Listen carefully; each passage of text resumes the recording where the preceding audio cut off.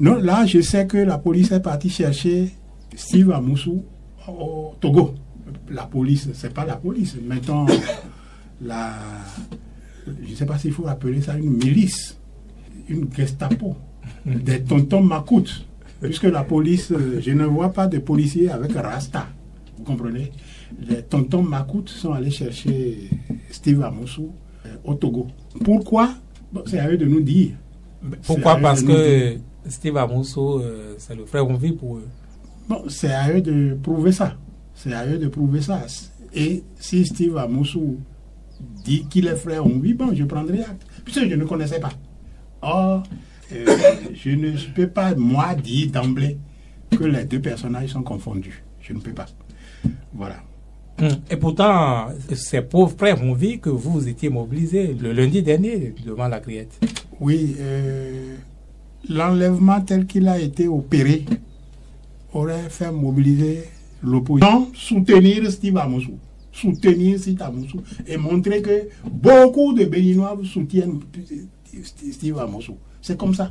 C'est comme ça. Quand vous êtes, quand vous avez un problème, vous êtes soit à la police, vous êtes à l'hôpital, vous êtes aussi, ben, on peut vous soutenir. C'est comme ça. Donc c'est soutenir et montrer que on est de cœur avec lui et que face à l'arbitraire, il n'est pas seul. D'ordinaire, on soutient celui qu'on connaît beaucoup, se demande si Steve Amoussou était du Parti Les Démocrates, par exemple. Non, on ne soutient pas forcément celui qu'on connaît beaucoup. Quand vous voyez, et c'est ça le problème, quand vous voyez votre prochain dans des problèmes et que vous savez quel type de problème il a, vous le soutenez autant que vous pouvez. C'est comme ça que ça doit se passer. C'est ça l'humanité. Mais Steve Amoussou n'est pas la première victime de la gouvernance de Patrice Talon. Le problème qu'il a, c'est un problème lié à la gouvernance et c'est un problème que c'est des pratiques que nous dénoncions depuis. Donc une victime, on n'a pas besoin de la connaître forcément avant de lui dire courage, nous on se battait depuis pour ça et courage, ça t'arrive, on va se mettre ensemble, on va régler ce problème. Voilà. Donc c'est un début et désormais il y aura de plus en plus ces gens de mobilisation ou des victimes. De plus en plus, s'il y a une victime et que nous estimons nécessaire de nous mobiliser pour soutenir, on va le faire.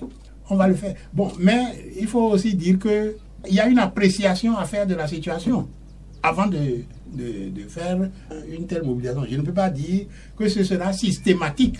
Ça va être vous allez voir au cas par cas. Au cas par cas, et on va apprécier, dès que un Béninois est victime et qu'on sent que celui-là, c'est vraiment une victime de l'autocratie, et que nous on combat l'autocratie, on n'a pas le droit de le laisser te débrouiller seul. On n'a pas le droit. Alors, il faut qu'on montre que nous sommes solidaires. Et c'est ce qui s'est passé. Un autre constat. Bonjour à tous, bienvenue. Steve Amoussou est depuis ce jeudi 22 août 2024 transféré à la prison civile de Ouidah. La mobilisation de l'opposition ne l'aura pas sorti d'affaire. D'ailleurs, il y a eu vraiment mobilisation. Nous en parlerons dans cette émission. En tout cas, cette affaire met encore une fois en lumière l'opposition politique béninoise et ses stratégies de lutte. Pourra-t-elle arriver à renverser la tendance politique actuelle? Qu'adviendra-t-il d'ici 2026? Pour parler de ces sujets, nous recevons l'un des vice-présidents du Parti Les Démocrates, Eugène Azatassou. Eugène Azatassou, bonjour, bienvenue. Bonjour, auditeurs. Avez-vous eu les dernières nouvelles du frère Onvi? En fait, je sais que je n'ai plus de chronique du frère Onvi depuis un moment. Mais Steve Amoussou, qui a été pris, qui a été kidnappé, moi je conserve le mot, a été déposé à la prison civile de Missérété, puis transféré à Ouidah, c'est ce que j'ai appris. C'est les dernières nouvelles que j'ai eues. Voilà. En fait, d'emblée, vous faites de distinction entre frère Onvi et Steve Amoussou. Oui, parce que je ne connaissais ni l'un ni l'autre. Je ne connaissais pas Steve Amoussou, je ne connaissais pas frère Onvi. Mais aujourd'hui, vous arrivez à distinguer. C'est surprenant, non? Je ne peux pas, ipso facto, dire que les deux font une seule le même personnage. Personne. Je ne peux pas. Puisqu'il aurait fallu que je connaisse vraiment les deux, ou au moins l'un d'eux correctement, pour savoir que, bon, l'autre peut s'identifier dans lui. Je ne connaissais aucun des deux. Et comment vous arrivez à les distinguer là actuellement? Non, là, je sais que la police est partie chercher Steve Amoussou au Togo. La police, c'est pas la police. Mettons, je ne sais pas s'il faut appeler ça une milice, une Gestapo, des tontons macoutes. Puisque la police, je ne vois pas de policiers avec Rasta. Vous comprenez? Les tontons macoutes sont allés chercher Steve Amoussou au Togo. Pourquoi? Bon, c'est à eux de nous dire. Pourquoi? Parce que Steve Amoussou, c'est le frère Onvi pour eux. Bon, c'est à eux de prouver ça. C'est à eux de prouver ça. Et si Steve Amoussou dit qu'il est frère Onvi, bon, je prendrai acte. Puisque je ne connaissais pas. Or, je ne peux pas, moi, dire d'emblée que les deux personnages sont confondus. Je ne peux pas. Voilà. Et pourtant, c'est pour frère Onvi que vous étiez mobilisé le lundi dernier devant la Criette. Oui, l'enlèvement tel qu'il a été opéré aurait fait mobiliser l'opposition pour n'importe quel Béninois. Ah bon? Il y a longtemps, vous ne vous êtes plus mobilisé. Hein? Par exemple, une délégation de LD était à la conférence de presse de Apollinaire à Voyon, quand on a failli l'enlever. On l'a enlevé, on l'a relâché. Vous êtes au courant, vous êtes journaliste. On l'a enlevé, on l'a remis. On l'a enlevé, on l'a relâché. Bon, donc c'est des méthodes de tonton Macoute. Des méthodes de tonton Macoute, c'est des méthodes de Gestapo. Et ces méthodes-là, comme je l'ai déjà dit, à la conférence de presse du parti NFN, ces méthodes-là ne sont pas bonnes. Elles ne marchent pas. Ce n'est pas la peine de vouloir terroriser le peuple béninois. Il vaut mieux prendre en compte les revendications du peuple béninois, essayer de satisfaire autant qu'on peut, plutôt que de penser qu'on arrivera à bout de la situation en terrorisant. Ce n'est pas normal, ce n'est pas bon. Et tous ceux qui ont apprécié l'histoire de Steve Amoussou, frère Onvi et autres, a révélé beaucoup de choses. Dans ce pays. On a vu la posture d'un certain nombre d'intellectuels. Qui, pas seulement parce que ils ont été quelquefois égratignés par les chroniques de frère Onvi, mais à justifier l'injustifiable. Je vous donne l'exemple, je ne me rappelle pas son nom. Il a donné dans sa vidéo qu'il a fait circuler un monsieur bien cravaté qui a fait une vidéo qui réunit tout ce qu'on peut reprocher à l'intellectuel africain. Celui qui s'est fait passer pour un expert, juriste. Il est diplômé de ci, diplômé de ça, il est écrivain ici, écrivain là, et puis on s'attendait à ce qu'il vide le dossier en tant qu'expert, puisqu'il nous a même dit qu'il allait nous faire une consultation, c'est-à-dire nous prendre au haut complètement. Et c'est ça que l'on reproche à l'intellectuel africain, béninois en l'occurrence. Ils font étalage de leurs connaissances, mais leurs connaissances, ils ne les appliquent pas aux réalités concrètes de l'Afrique. Et c'est pour ça que l'Afrique patine et piétine malgré les hauts diplômés que nous sommes. Vous comprenez? Parce que ce monsieur, il nous dit juste que la Convention de Genève a des lois d'application dans tous les pays. Ça, là, on devait s'y attendre. Tout le monde sait, même le bébé qui vient de naître, qu'il n'y a pas de convention de Genève qui permette à des criminels de s'abriter dans les États. Tout le monde peut savoir ça. Mais c'est ça qu'il nous apprend, qu'il y a des lois d'application et que ce qui m'a le plus choqué, il dit, oui, si le réfugié tombe sous le coup de la loi, la police béninoise peut coopérer discrètement. Et c'est un juriste qui dit ça. C'est-à-dire que du haut de ses diplômes, il légalise l'arbitraire. Il prend fait et cause pour l'arbitraire. Qui est-ce qui fait le constat qu'un réfugié est tombé sous le coup, un réfugié qui est au Togo, qui est béninois, c'est dans un pays étranger, tombe sur le coup de la loi de ce pays qui permet son transfert? Est-ce que c'est la police? Est-ce que c'est la justice? Et la justice, elle fait le constat comment? Est-ce que c'est dans un procès ou bien c'est discrètement? Voilà comment un intellectuel justifie l'arbitraire. Or, effectivement, quand vous êtes réfugié dans un pays, il y a une loi Et il faut veiller à ne pas tomber sous le coup de cette loi. Ça, c'est vrai. Mais quand vous tombez sur le coup de cette loi, c'est un procès équitable, public, qui permet de constater que vous êtes tombé sous le coup de cette loi et qui permet de conclure par la justice de ce pays-là qu'on peut faire votre transfert dans votre pays d'origine où vous êtes recherché. Et pour ce que je sais, d'ordinaire, dans la pratique, ce n'est pas dans votre pays d'origine qu'on vous transfère, on vous change de pays. On vous change de pays. Bon, tout ça là, on peut même encore accepter avec notre intellectuel que ce soit dans le pays, mais il faut absolument faire le constat que vous êtes tombé sous le coup de la loi. Et c'est la justice, ce n'est pas la police. Et donc ce n'est pas que la police constate, les autres demandent, et puis il y a coopération discrète comme lui propose, comme lui. Non, mais ça, je pense que nous avons affaire en Afrique, nous avons affaire au Bénin par rapport à nous intellectuels qui ne savons pas appliquer notre savoir pour la transformation de l'Afrique. Oui, ça, nous avons affaire, dites-vous, et surtout, sûrement vous, encore plus, je parlais tantôt de la mobilisation, et vous liez ça à la terreur, n'est-ce pas? Est-ce que on ne peut pas considérer que, bien si les gens n'ont pas répondu à votre appel, ceci peut être lié à cela, c'est-à-dire le fait d'avoir opéré ainsi, d'être allé chercher de force malou militari, on vit, n'est-ce pas, une manière de terroriser peut-être ceux qui ont pu, n'est-ce pas, vouloir faire le déplacement pour répondre à votre appel? Bon, ce n'est pas impossible, mais faites attention, je ne lis pas la mobilisation ce jour-là à la terreur, je ne lis pas. Par contre, il peut y avoir effectivement une liaison, mais ce que je peux dire, c'est que une mobilisation pour un tel type d'activité nécessite une organisation et nécessite qu'il y ait à ce stade-là un entraînement, si vous voulez. Ce n'est pas évident que dans un pays de dictature, et c'est là le second problème que j'ai dans l'affaire Steve Amoso, dans un pays de dictature, dans un pays où on peut vous tuer et conclure que vous êtes mort de paludisme, on vous tue par balle et on conclut que vous êtes mort de paludisme. Dans un pays où on peut vous écraser, tout simplement. Dans un pays où on peut vous kidnapper, parce qu'il y avait déjà d'autres pratiques avant le kidnapping de Steve Amoso. Il y avait, avant le jour J là, du procès, il y avait déjà l'affaire Apollinaire Avoyon.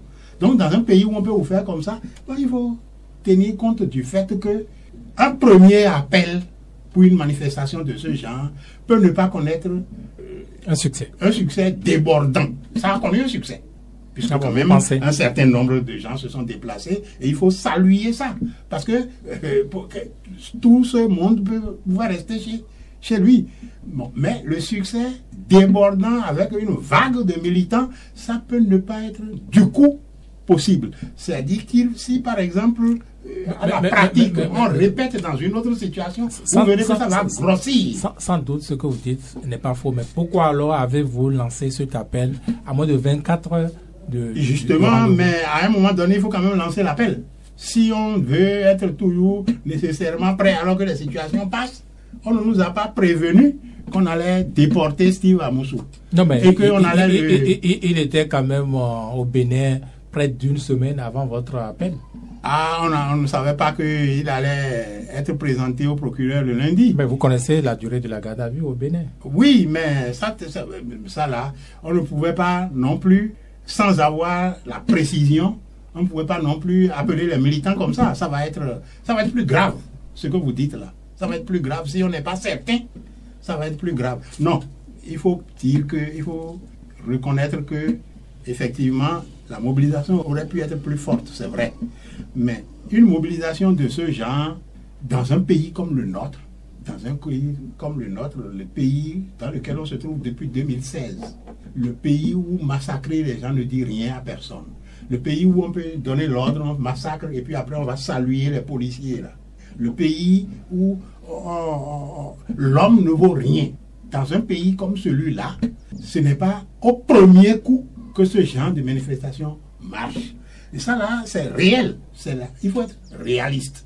C'est clair que s'il y avait une autre situation, on lançait, vous allez voir, ça va grossir davantage. ça va grossir davantage. Donc, il n'y a pas péril à demeure à ce niveau-là.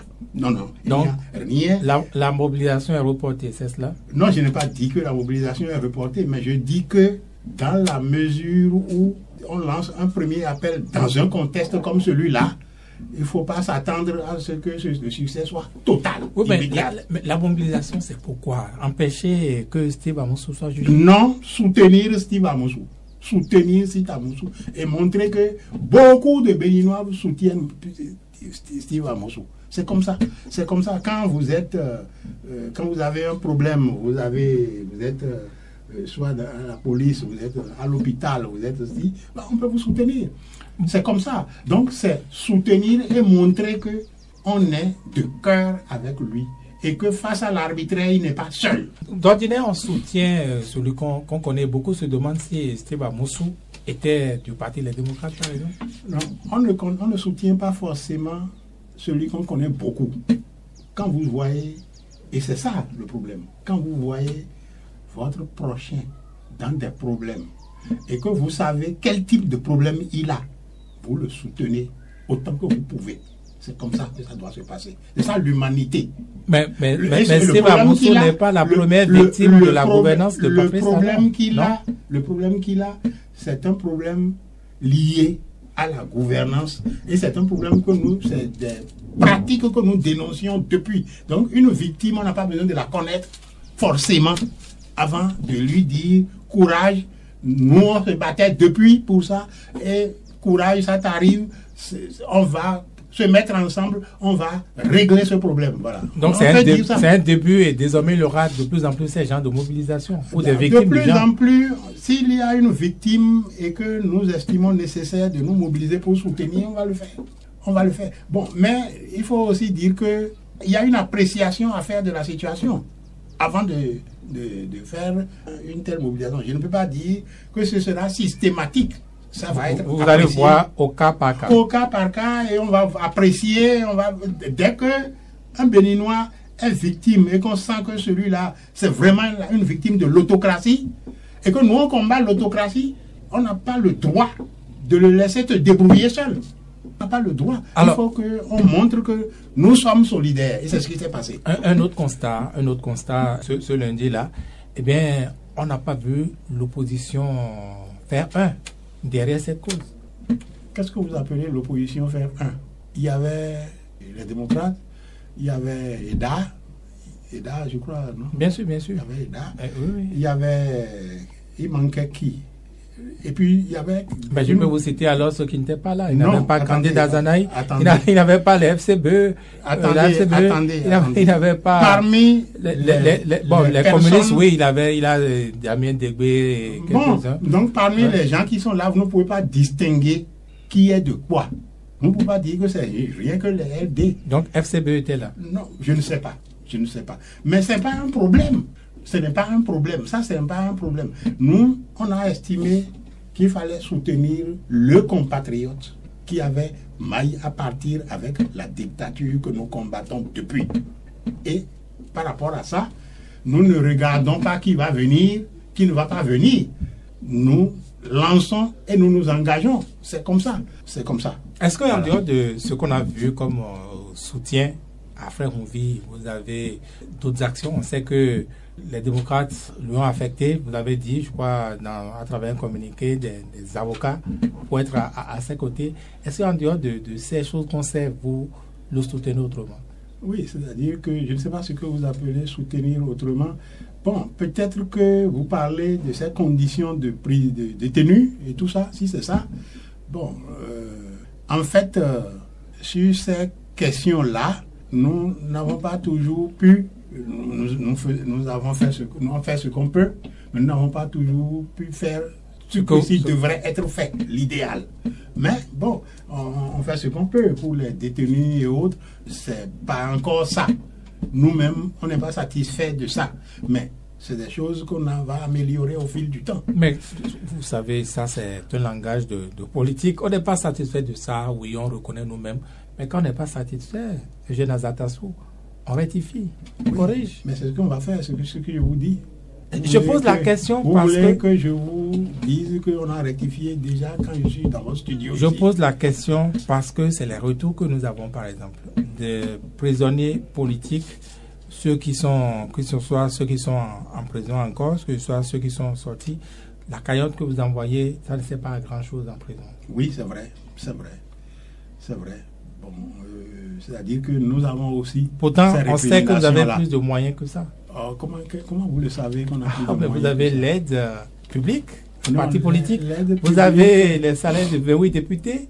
Vous avez plein d'avantages Vous ne aujourd'hui. pouvez pas faire cette comptabilité-là de cette manière. Parce que vous ne faites pas la comptabilité de toutes les actions que nous menons non plus. Mais on peut faire au moins la comptabilité que vous étiez à zéro. Vous étiez à 0 francs hier. On était à 0 francs, on était à nos cotisations, on était à... Bon, c'est vrai. Non, je vous dis, je propose qu'on ne s'étende pas trop sur ce sujet. Pourquoi? Parce que je vous dis, nous avons aussi l'écho de ces récriminations. Et c'est juste.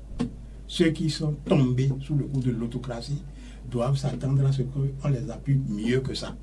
Nous sommes au courant, nous nous concertons et nous verrons dans quelle mesure améliorer. On ne peut pas non plus, je ne peux pas dire que ce qu'on a fait, on a fait des choses et que c'était déjà bien. C'est pas ça. C'est pas ça. Et ce n'est pas normal, effectivement, que des détenus aient ce ressentiment-là vis-à-vis de nous, puisque nous sommes à leur côté dans le combat contre l'autocratie et ils ont été victimes de ça. Est-ce que ça ne fragilise pas, en attendant que vous changiez, est-ce que ça ne fragilise pas la lutte? Est-ce que cela n'est pas de nature à ne pas donner l'élan à d'autres de prendre des risques, surtout qu'on sait que c'est vous, quand je dis vous les politiques qui en bénéficiez? Bon, cette forme de débat, on l'a souvent entendu de la part des mouvanciers. Ne les suivez pas. C'est eux qui en bénéficient. Et vous, quand on vous prend... Mais est-ce que c'est faux? Non, ce n'est pas faux, absolument. Mais ce que je voulais dire, c'est que nos jeunes comprennent que leur engagement pour lutter contre l'autocratie, pour la restauration de la démocratie, pour les libertés et pour les droits humains, pour que l'homme soit plus considéré dans notre pays, cet engagement-là est personnel à eux. Ce n'est pas lié à Azatassou, ce n'est pas lié à Yaïboni, ce n'est pas lié, c'est personnel. Nous prenons l'engagement personnellement et nous nous retrouvons. Mais nous avons le devoir de nous soutenir, ça je suis d'accord. Et ça, nous le rappeler, c'est une très bonne chose. Nous allons continuer à faire ce que nous pouvons dans ce cadre. Parlons des prisonniers politiques aujourd'hui. Est-ce que vous avez une idée de combien il en reste encore après la libération de la dernière vague? Bon, je pense qu'il doit y avoir une 60aine encore de prisonniers politiques. Je pense. Je n'ai pas tenu la comptabilité. Voilà. Mais nous avons quand même eu quelques échos et de retours que nous avons. Pour la vague de 2021, par exemple, on a libéré tout le monde sauf un seul. Est-ce que vous savez ce qui est reproché à celui-là? Pourquoi lui n'a pas pu bénéficier de la grâce? Vous voulez parler d'un seul jeune alors? Jeune, bien sûr. Ah d'accord, là je ne peux pas vous le dire. Je ne peux pas vous le dire. Alors, un cas qui est passé aux oubliettes carrément, c'est celui de Faletti, le général Faletti. Oui. Qu'est-ce qu'il en est? Pourquoi vous ne parlez pas souvent de lui? N'est-il pas un prisonnier politique? Non, vous savez, quand on parle de cette situation-là, on illustre par des exemples, mais on ne les cite pas tous. Et tous doivent savoir que pour nous, ils sont logés à la même enseigne. Vous comprenez? Pour nous, ils sont logés à la même enseigne. Ce n'est pas qu'il y a des prisonniers que nous aimons plus que d'autres. Non. Ils sont logés à la même enseigne. Mais quand on veut en parler, on parle en mettant en avant des gens que tout le monde connaît. Donc tout le monde a apprécié la pratique et qui a fait beaucoup plus de bruit et qui sensibilise davantage. Mais c'est pour tout le monde que nous faisons le travail. Voilà. En fait, donc, c'est pas parce qu'ils sont moins considérés. Non, pas du tout. Pas du tout. Alors, après cette phase de grâce présidentielle. Qu'est-ce que vous comptez faire, peut-être, puisque ceux qui sont en prison, ils aspirent également à la liberté. Bien Pour entendu, eux, c'est loin d'être terminé. Bien entendu. Est-ce que vous faites quelque chose pour leur libération? Bon, nous pouvons faire ce que nous pouvons faire. C'est-à-dire que pour nous, le combat est général. C'est-à-dire que nous sommes persuadés qu'au bout du compte, le pouvoir qui emprisonne à tour de bras les voix dissidentes, ce pouvoir-là, il va falloir en arriver à bout. Parce que tant qu'on n'est pas arrivé à bout, on peut toujours obtenir quelques aménagements, mais il en restera toujours. Or, on souhaiterait que cet état de choses soit aboli dans notre pays, que ça ne revienne pas. Vous comprenez? Des gens en prison pour leur opinion, que ça ne revienne pas. Donc ça fait partie du combat d'ensemble que nous menons. Voilà. Alors, je n'ai pas parlé de Rekia Madougou, je ne vais pas parler du professeur Joël Aïvo, parce que j'estime que le chef de l'État a dit, quand vous êtes, vous le bureau du Parti Les Démocrates, vous êtes allé le rencontrer, il a dit qu'il ne voudrait plus revenir sur ce dossier. Est-ce que vous considérez que, bon, il ne veut plus revenir sur ce dossier et vous prenez acte, vous regardez faire aussi? Non, je pense qu'il a dit ça. C'est vrai qu'il ne veut pas revenir là-dessus. Mais ça qu'il a dit là, nous avons entendu, mais l'ensemble du peuple béninois a entendu. L'ensemble du peuple béninois a entendu. Et moi, je pense que c'est Dieu et le peuple béninois qui est maître de nous tous.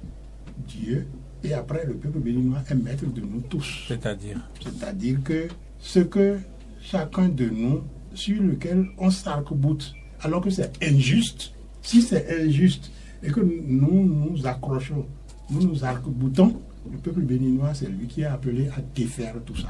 Nous sommes tous liés au peuple béninois, redevables au peuple béninois, et c'est lui qui doit pouvoir défaire tout ça.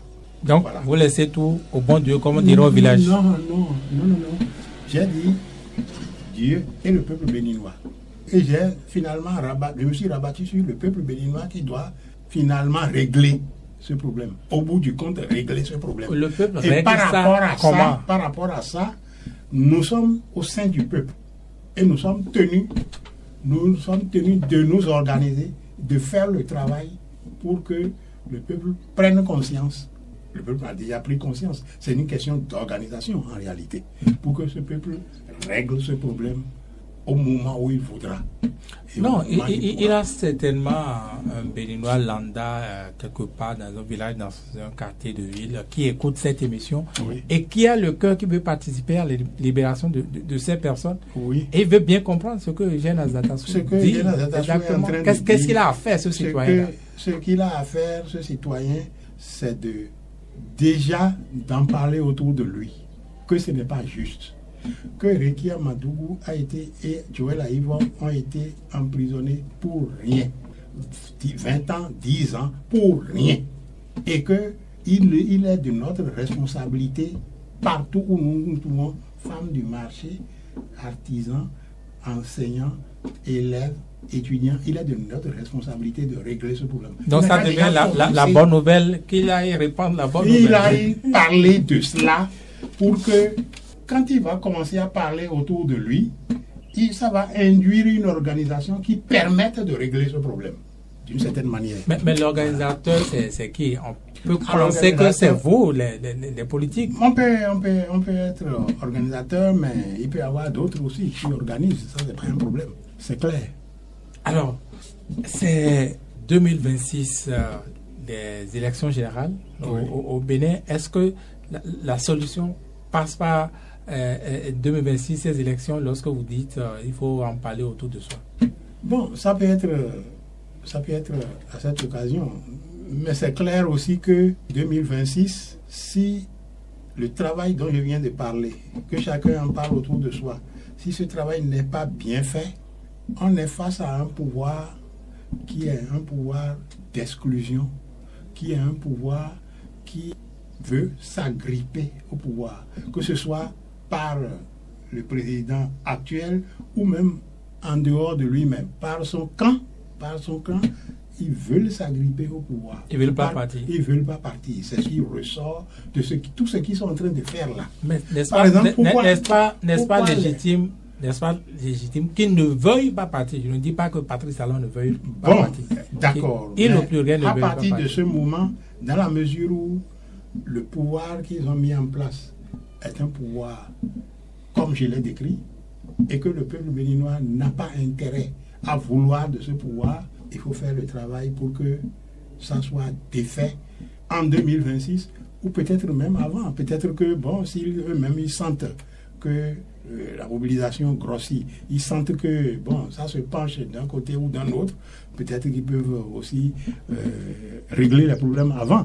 Démissionner, c'est ça? Non. Patrice Talon va démissionner? Peut-être que s'ils sentent une vague qui monte, peut-être qu'ils sentent une vague qui monte, ils peuvent se dire, ah, bon, Azatassou a toujours dit qu'il faut faire il faut libérer les détenus, il faut faire revenir les exilés et qu'on s'asseye.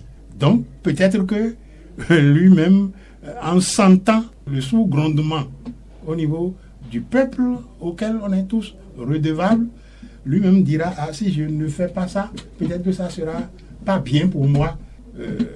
Il peut réunir une assise, il peut libérer les détenus et faire revenir les exilés. C'est clair que s'il n'y a pas de pression, s'il n'y a pas ce grondement dont je parle, il ne le fera pas non plus, parce que ça ne va pas dans son intérêt. Mais pour l'instant, Eugène Azatassou, on a l'impression que loin d'un grondement, le peuple béninois ravale le grondement, l'illustration du 19 août dernier, lundi dernier.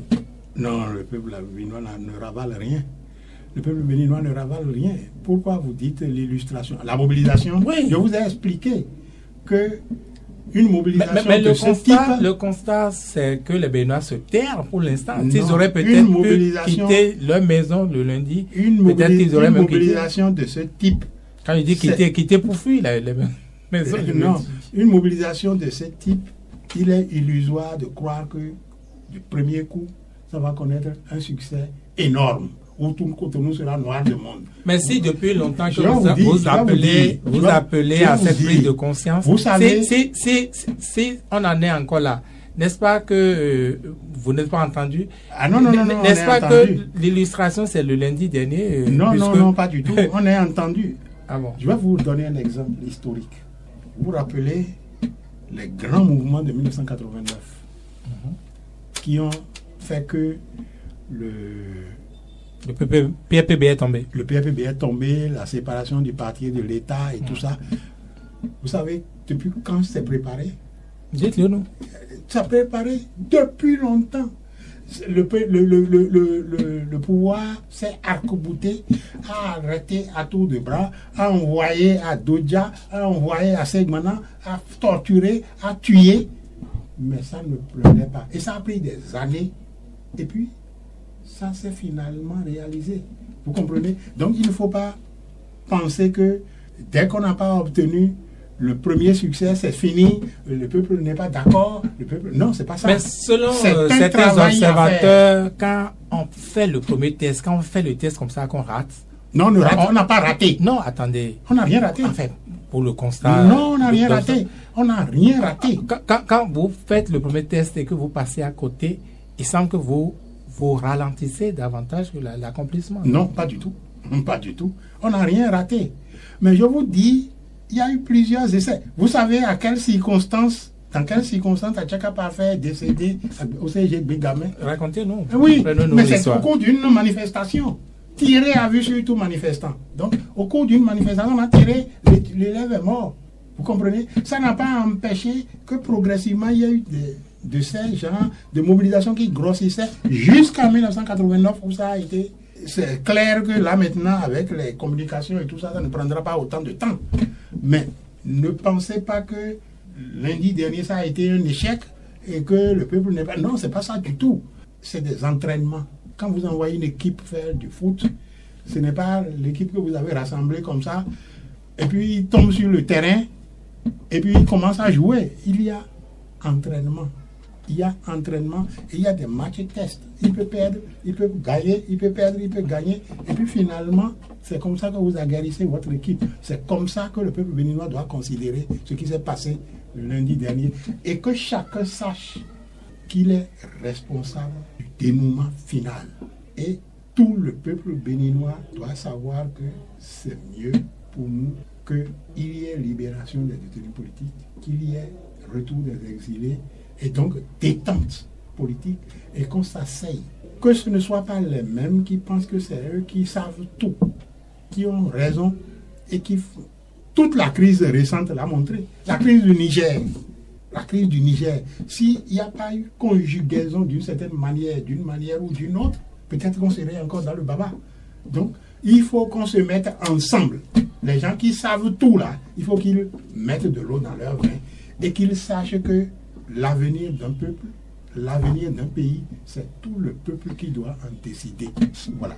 Mais pour l'instant, même les entités politiques dites de l'opposition ne sont pas encore ensemble pour ce combat, pour cet idéal. Qu'est-ce que vous dites par ensemble? Mais si vous avez compris, j'ai dit tantôt, à part Daniel Eda, et qui, je ne sais pas, plus les démocrates, je n'ai pas vu grand monde. Ce n'est pas pour minimiser ce que vous avez fait, mais je dis, voilà le cliché qui est retourné à l'opinion. Ah non, bon, à cette seule occasion, on ne peut pas dire qu'on n'est pas ensemble. Mais on n'a pas appris que FCBO, les leaders de FCBO aient Oui, voyagé. On n'a pas appris que les leaders de Restaurer l'Espoir aient voyagé. On n'a pas appris que les leaders du Parti communiste du Bénin aient voyagé. Tout ce monde-là, vous aviez dit que Damien Dégbé était là, non? Oui, bon, oui, bien sûr. Bon, donc il n'y a pas de problème à ce niveau-là. Maintenant, par rapport à tous les... D'ailleurs, on ne vous a pas vu ensemble. Hein. Il était là, la preuve c'est que vous ne l'avez pas vu. Moi-même, je n'étais pas là. Je n'ai pas pu arriver. Moi, je n'ai pas pu être là. Vous comprenez? Pas peur? Non, pas par peur. Vous savez bien que je ne suis pas... De nature à avoir peur. Non, c'est pas par peur. Mais, vous savez, ce que j'ai dit pour l'ensemble du peuple béninois, c'est valable aussi pour les entités politiques. Les partis de l'opposition, les mouvements de l'opposition. Au fur et à mesure que le mouvement va avancer et que le peuple béninois exprimera son grondement pour dire j'en ai assez, il faut que ça cesse. Au fur et à mesure que ça va se faire, vous verrez que ça va se rallier autour du peuple. Parce que c'est autour du peuple qu'on se rallie. Ça va se rallier autour du peuple. Non seulement les partis de l'opposition, mais même dans la mouvement, ça va se désagréger. C'est comme ça que ça se fait. Ça va se désagréger. C'est comme ça que ça se fait. Parce que si le peuple exprime sa volonté de façon sourde, un peu partout, c'est clair que des gens qui sont dans la mouvance actuelle se diront « Ah, l'avenir n'est plus là où je suis ». Mais il y en a qui ne croient pas du tout en vous, qui ne voient même pas d'ailleurs la voie passer par vous, n'est-ce pas, la délivrance du Bénin passer par vous. Non. Un certain Azanaï, par exemple. Oui, bon. Et pourtant, il a écouté, il a du monde, il a son monde également. Bien entendu, mais c'est ce que j'ai dit est valable. Et comment vous allez y arriver ainsi? Comment vous allez y arriver ainsi? Mais j'ai dit que c'est le peuple. Je n'ai pas dit que c'est le démocrate. Mais le peuple dont vous parlez. Ah oui, chacun lui et son monde font partie d'une partie du peuple. Chacun travaille. Ils sont une partie du peuple, n'est-ce pas? De son côté. Et quand ça va en général, ça se met ensemble à la base immédiatement.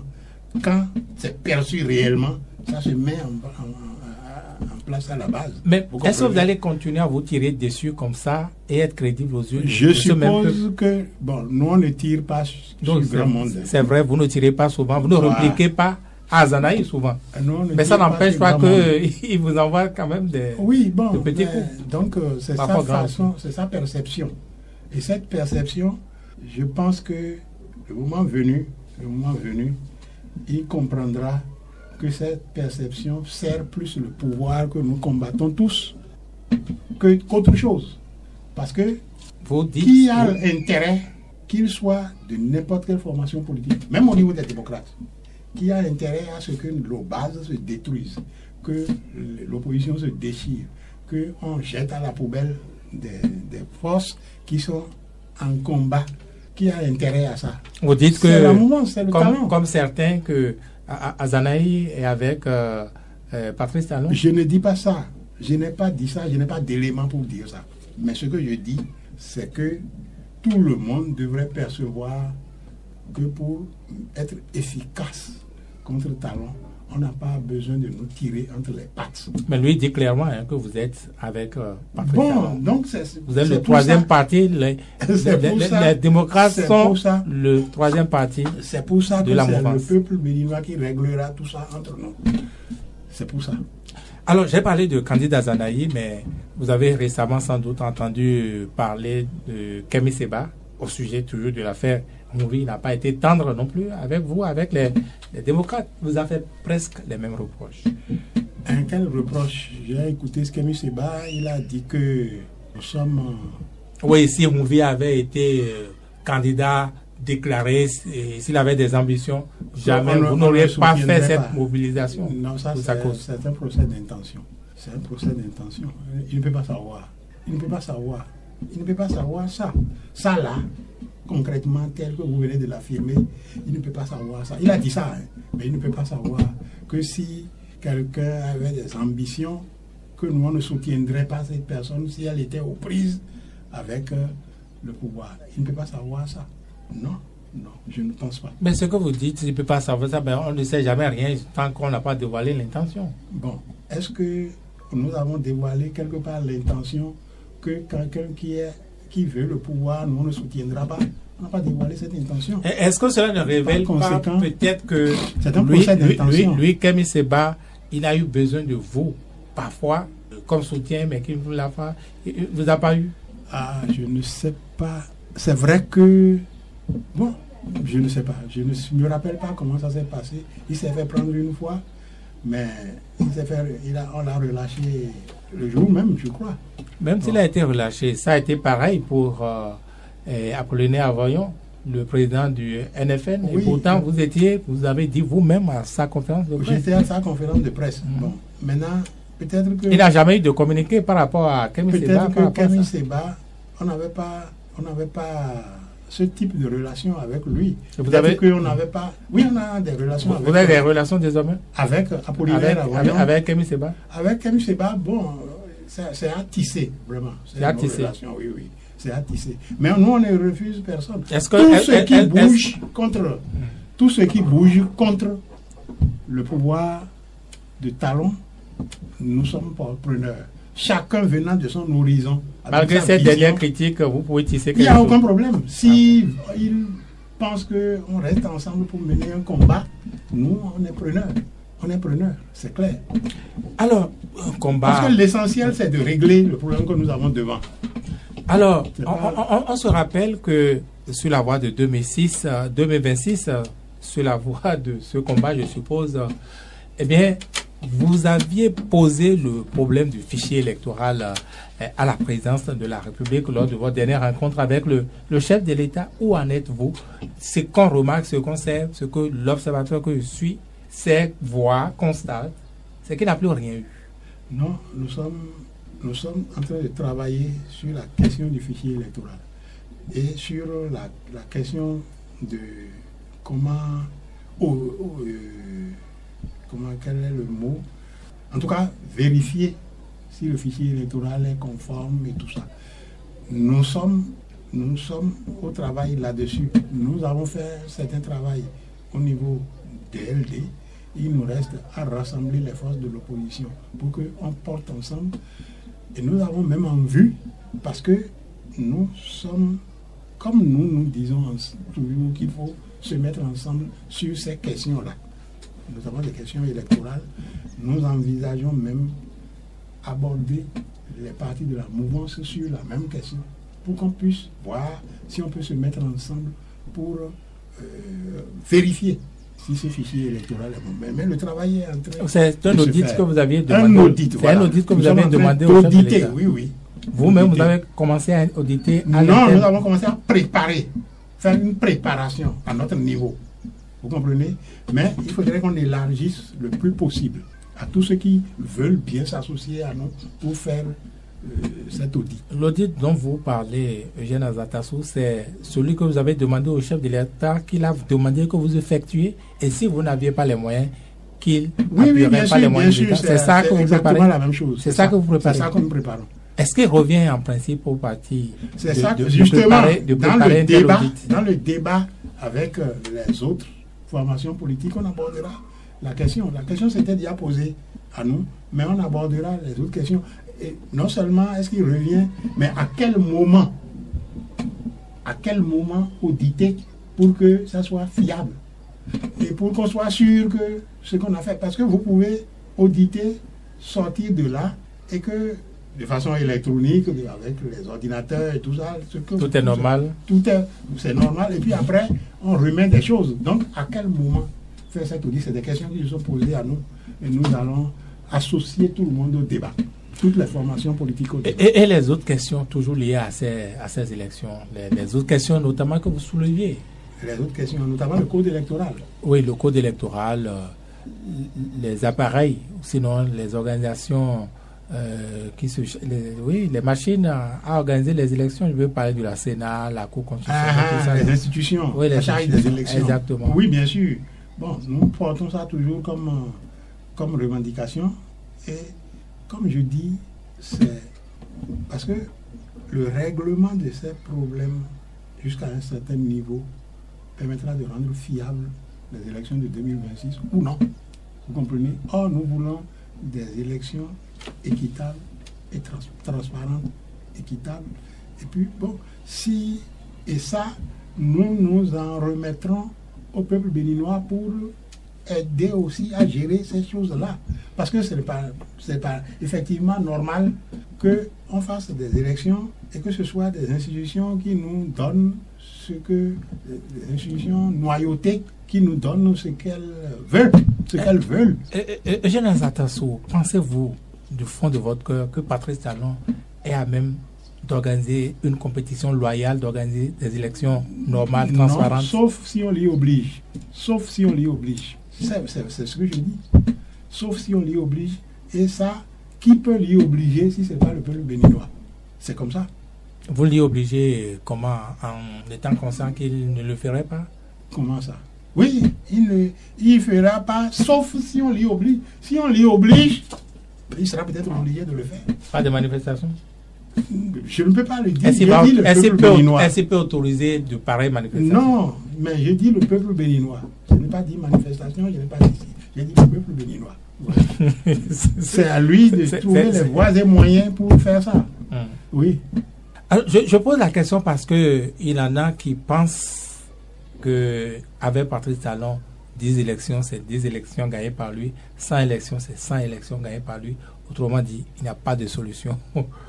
Bon, si on dit ça parce que on pense que Patrice Talon a une position qui est immuable. Qui est-ce qui donne la position? C'est le peuple béninois. C'est ça qu'il faut qu'on explique, et c'est de ça qu'il faut prendre conscience. Si c'est tel qu'il est aujourd'hui, avec les décisions qu'il a aujourd'hui, avec la volonté, ou le manque de volonté, je ne sais pas, qu'il a aujourd'hui, ça va être vrai. Mais rien n'est immuable dans ce bas monde. Rien n'est éternel dans ce bas monde. À mon avis, rien n'est éternel dans ce bas monde. Et il faut maintenant savoir sur quel levier appuyer pour qu'il y ait craquement, pour qu'il y ait transformation. À ce niveau-là aussi, est-ce que Patrice Talon veut tout ce qu'il veut là, envers et contre le peuple béninois? Est-ce qu'il peut faire tout ce qu'il fait envers et contre le peuple béninois? Je ne crois pas. Je ne crois pas. Sauf si on pense que bon, le peuple béninois ne vaut rien, ne veut rien, suit seulement et tout ça. Mais ça, c'est une question de travail. Oui, mais Eugène Atasso, quand on observe les Béninois, oui, on a l'impression qu'ils ne sont plus à convaincre, n'est-ce pas, de certaines tares de la gouvernance de Patrice Talon. C'est vrai. C'est vrai. Mais c'est pour ça que c'est une question d'organisation. Et c'est pour ça que moi, j'ai confiance en cela. Oui, mais... C'est-à-dire que ce n'est pas perdu d'avance. Vous comprenez? Ce n'est pas perdu d'avance. Parce que le peuple béninois être dans l'état où vous l'avez décrit déjà. Il n'est pas donné d'avance non plus. Donc vous êtes d'accord avec moi que oui, qu'il est dans cet état, le peuple béninois. Mais si le Béninois, si les Béninois sont dans cet état, vous ne trouvez pas que le problème est ailleurs alors? Le problème est où? Moi je ne sais pas. Est-ce que parce que juste là, vous disiez dans cette émission encore une fois qu'il faut les sensibiliser à ce qu'ils comprennent. On a l'impression qu'ils sont déjà convaincus. Oui, mais ils ne sont pas convaincus encore de leur capacité bien organisée à régler le problème. C'est de ça qu'il s'agit. Mais ils perçoivent déjà le problème, c'est déjà beaucoup. Cela est dû à quoi selon vous? C'est dû à beaucoup de facteurs, notamment nos insuffisances, nos lacunes au niveau de la classe politique. Ça, je suis d'accord. Non, vous avez peur que je vous dise que c'est ça. Non, je n'ai pas encore dit ça. Mais c'est moi, j'ai dit ça maintenant. Vous me devancez. Bon, donc c'est ça. Donc, il s'agit que nous, maintenant, on prenne conscience de cette affaire. Et on a pris conscience, en réalité. Le soutien apporté à Steve Amossou dans cette situation, avec tout l'armada policier qui a été déployé. Quand vous dites ça, beaucoup de gens ont voulu arriver, mais se sont tombés sur le barrage de police. Vous comprenez? Donc, avec l'armada policier qui a été le soutien, c'est pour ça que le soutien apporté est déjà révélateur du fait qu'on est sur la bonne voie. Vous comprenez? Et il s'agit maintenant de continuer de s'organiser et de persister. Mais voilà. vous savez, quand vous parlez ainsi, qu'au Bénin, il existe désormais une loi anti-attroupement non armé, non autorisé. Bien entendu, bien entendu. Comment vous guérissez de ça? Bien entendu. Bon, il n'existe pas que ça comme loi, il existe d'autres lois, mais il faut se défaire de ces lois, d'une manière ou d'une autre. Il faut se défaire par un moyen ou par un autre, il faut se défaire de ces lois. Parce que ce n'est pas possible que on reste bloqué et dans l'expectative, de façon à ce que un pouvoir, à l'aide de cette tonton Macoute, puisse se pérenniser. Vous comprenez? Ça ne se fait nulle part, ne se pérennise nulle part. Donc le peuple béninois n'est pas plus bête que les autres peuples du monde qui ont réussi, malgré cette situation, à se défaire de ça. Il s'agit de trouver le bon filon, de s'organiser, et puis bon, ça prend le temps que ça prend, et puis ça y est, ça va arriver. Mais moi, je pense, encore une fois, moi j'ai l'impression que les Béninois ne vous écoutent pas. Ils s'occupent de leur peur pour l'instant, non? Bon, c'est ça que vise le pouvoir, la peur. Et il y arrive, non? Bon, pour l'instant, jusqu'à un certain niveau. Mais d'autres pouvoirs ont utilisé ça. Je vais vous dire un des aspects que j'ai noté des derniers événements, là, Steve Amossou, frère Omobi. Il y a eu des intellectuels, là encore, qui se sont extasiés. Il y en a qui ont dit, j'ai vu un audio sur un forum de la place où quelqu'un gênait pratiquement et qui disait pourquoi il a porté masque, pourquoi que ce qu'il fait là, il n'a eu que ce qu'il mérite. Parce qu'il pensait en ce moment-là, tout le monde pensait que Steve Amossou coïncidait avec le frère Omobi. Il n'a eu que ce qu'il mérite. Le contraire n'est pas encore démontré. Il a fait, mais ça c'est à démontrer. Bon, il a fait du mal. Et il est même allé jusqu'à dire que, voilà, et les bandits qui sont, les djihadistes qui nous attaquent là, est-ce qu'on va déposer convocation? Et il les a comparés aux bandits. Ils ont comparé Onvi au bandit. Onvi, celui qui prenait pour Onvi, à un bandit, parce que, bon, il ne se dévoile pas, il n'est pas... Je voudrais dire à tout ce beau monde que la lutte contre une dictature telle qu'on l'a en face, sauf si on ne s'accorde pas, parce que c'est de ça aussi qu'il s'agit, l'appréciation du pouvoir qu'on a en face. Si on ne s'accorde pas sur ça, on ne s'entendra pas. C'est-à-dire si tout le monde n'est pas d'accord qu'il s'agit là d'une dictature. Oui, si quelqu'un n'est pas d'accord sur ça, oui, la personne fait son appréciation et on ne s'entendra pas. Mais quand on a affaire à une dictature de toute l'histoire de l'humanité et dans tout l'espace du globe terrestre, les luttes contre les dictatures comportent toujours un aspect de clandestinité. Toujours, toujours. Des exemples historiques abondent. Lénine ne s'appelait pas Lénine à l'état civil. C'est Vladimir Ilyich Ulyanov. C'est Lénine qu'on connaît.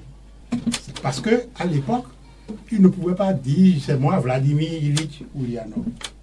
Parce qu'il y avait l'autocratie. C'était Steve Amoussou pour Frère Ouvy, un peu comme... Non, moi je dis maintenant, je prends la défense de Frère Ouvy, pas de Steve Amoussou. Non, je suis en train de dire que l'exemple que vous donnez, est-ce qu'il faut comprendre que ça ressemble au cas Steve Amoussou, ça ressemble au cas Frère Ouvy. C'est-à-dire que vouloir espérer que le combat sera totalement dans la légalité.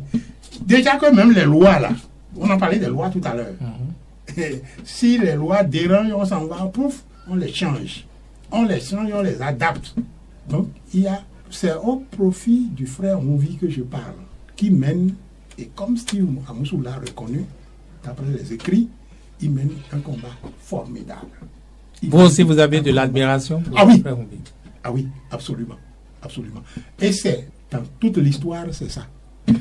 Je me rappelle, on était encore au collège, vous n'étiez certainement pas né. Il y avait, dans le combat que menait le mouvement démocratique, un journal qui sortait, Malinga. Et dans ce journal, il y avait une chronique d'un monsieur Badji Beton. On disait l'homme au corps couvert Dieu. Il faisait des dénonciations sur les prévarications qui se faisaient au niveau des pouvoirs à l'époque. C'était avant la révolution de 1972. Vous comprenez? Et ça a existé de tout temps. C'était l'ancêtre, c'était l'aïeul de Frère Ouvy. Dans le combat contre le PRPB, vous n'allez pas dire les tracts, je les fais ici. Quand on vous prend avec un tract dans la poche, vous êtes automatiquement envoyé au PCO, à Seibana ou au Cancéropéra, vous êtes torturé à mort, il faut que vous disiez où vous avez trouvé, etc. Donc, les tracts se faisaient de façon clandestine.